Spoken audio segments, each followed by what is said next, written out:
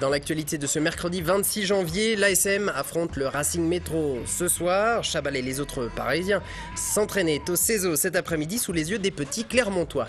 Les ostéopathes en opération séduction dans toute la France, comme en Auvergne, ils ouvraient les portes de leur cabinet. Dans ce journal, focus sur cette profession parfois méconnue. Et puis de la politique, les candidats du Front de gauche se lancent à leur tour dans la campagne des cantonales. L'événement du week-end à venir, c'est bien sûr la finale du trophée Andros. Les fans de sport auto et moto se retrouveront à Superbès ce samedi, comme chaque année. La douceur des dernières semaines a quelque peu retardé les préparatifs, mais tout sera prêt pour ce grand rendez-vous. Valérie Guinard. Avec 5 à 7 cm de glace sur la piste, aujourd'hui, les organisateurs du trophée Andros sont satisfaits. Il n'y a qu'une semaine que sa mise en forme a commencé, faute à des températures trop douces. Mais avec le froid, le retard a pu être rattrapé. Tout est fait naturellement, c'est tout simplement de l'eau. On a une tonne à eau tirée par un camion qui fait des tours de circuit.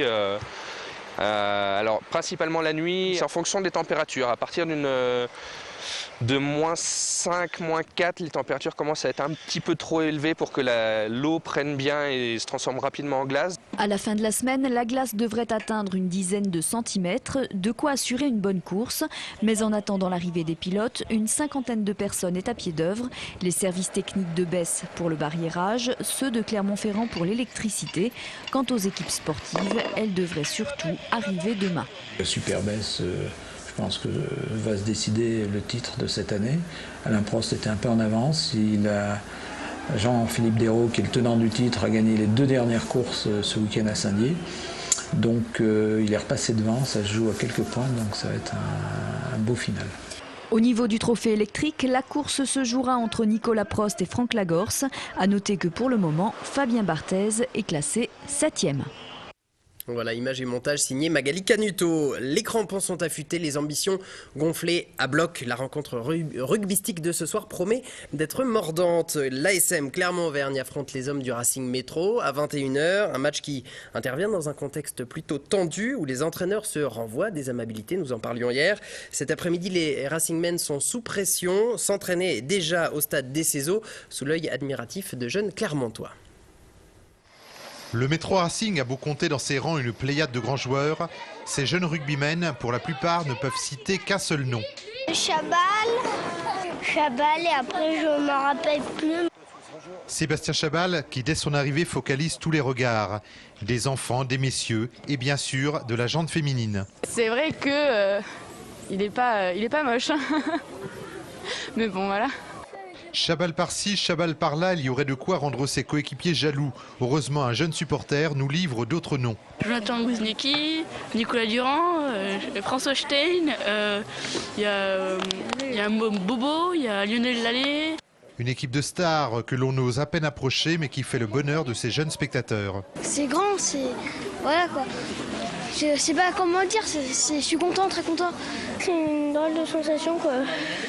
Une drôle de sensation entre plaisir et émerveillement, surtout vers l'un des deuxièmes lignes du Racing. C'est assez perturbant quoi. Je l'ai jamais vu en vrai, Chabal, juste à la télé. Il est super fort et c'est quand même une sorte de légende du rugby. Un joueur qui durant quelques minutes s'est prêté au jeu des autographes et des photos avant de rejoindre l'hôtel puis le stade Marcel Michelin pour ce match au sommet. Voilà un match qui a donc lieu ce soir et dont vous aurez le résumé demain dans le JT de Clermont Première. De nombreux ostéopathes participaient aujourd'hui à une journée porte ouverte en Auvergne comme dans toute la France. C'est la 4e édition de cette opération consultation gratuite. L'occasion pour les ostéopathes de se faire connaître, mais également d'en dévoiler un petit peu plus sur cette profession parfois méconnue. En Auvergne, 7 praticiens participaient à l'opération. Romain Duché et Alice Chevrier ont rencontré une jeune ostéopathe installée à Roya depuis peu. Reportage. Julie Moritel consulte gratuitement aujourd'hui. Chaque visite dure une vingtaine de minutes. Après un court entretien pour connaître les antécédents médicaux du patient, direction la table de manipulation pour un petit diagnostic, histoire d'identifier les zones douloureuses. J'en ai profité pour me faire examiner, pour demander aussi cette profession en quoi elle consistait exactement, et puis avoir un premier bilan. Julie n'a que 28 ans. Elle a ouvert son cabinet en mars 2010. Cette journée, c'est l'occasion pour elle de se faire connaître et plus largement de promouvoir l'ostéopathie. On a un petit peu de mal à s'inclure dans le monde médical. C'est en train de se faire petit à petit, mais il faut encore... c'est quand même bien d'avoir ce genre de journée pour faire connaître aussi ce métier au grand public. Chez les patients, une interrogation revient souvent. Ils se demandent quelle est la différence entre un kiné et un ostéopathe. Le kiné, lui, fait un travail qui est beaucoup plus, de l'ordre de la rééducation fonctionnelle. Il agit sur les grands mouvements des articulations, tandis que l'ostéopathe va agir sur tout ce qui est micro-mouvement de l'articulation. Certains patients aujourd'hui ont décidé de reprendre un autre rendez-vous. Le prix d'une consultation tourne autour de 50 € en moyenne, sachant que l'ostéopathie, contrairement à la kinésithérapie, n'est pas remboursée par la sécurité sociale. Ce week-end, les candidats au cantonal du Front de gauche se présentaient au public. À 2 mois des élections, ils lancent leur campagne autour d'un slogan « L'humain avant tout » dans la droite ligne de leur campagne pour les élections régionales. Des candidats rencontrés par Philippe Robert. L'humain avant tout, voilà le slogan du Front de gauche. Une liste où les candidats aux élections cantonales sont majoritairement issus du Parti communiste. Elle est le plus plurielle possible, à commencer par une parité entre les femmes et les hommes. Et puis c'est une liste qui essaye d'être représentative de ce à quoi les gens aspirent. Une liste qui place ces élections locales sur le plan d'un combat national contre la politique de Nicolas Sarkozy. Notre but, c'est de faire passer tout ce qui s'est passé pendant ces luttes contre la retraite, de dire en France, on n'en peut plus du gouvernement Sarkozy, parce qu'on n'en peut plus de la précarité, on n'en peut plus des jeunes qui sont dans la panade, on n'en peut plus de tout ça. On n'en peut plus de plus avoir des services publics dans nos campagnes, des postes qui ferment, des hôpitaux qui ferment, des gens qui en ont marre et qui ont peur. Une liste qui met l'accent sur la proximité, la solidarité et le social en aidant les territoires les plus déshérités.